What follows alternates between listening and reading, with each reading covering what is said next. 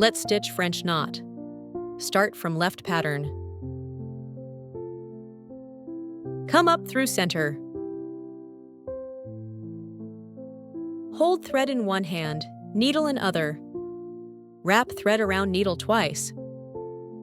Then point needle towards center and take down. Press this thread with finger to prevent it from moving.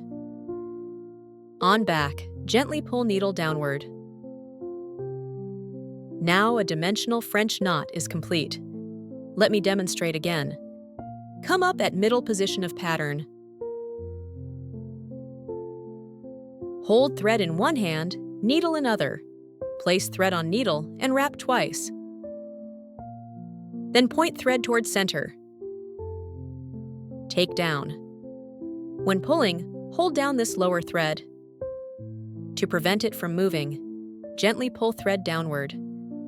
Now a dimensional French knot is complete. Let me demonstrate again. Wrap thread around needle. If the knot seems too small, you can wrap several more times. Can wrap 3 or 4 times. Then point towards center and take down. Note when taking down, don't pull thread too tight here.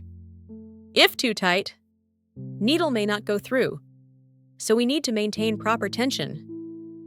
Must hold down this thread, otherwise when pulling, thread will move, then won't form French knot.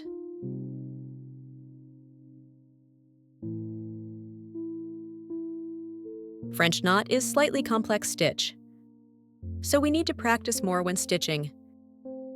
Otherwise, if stitched wrong, we'll have to cut it all out. French knot, perfect for some flowers or pattern embellishments. A great choice. Let's see the overall finished effect.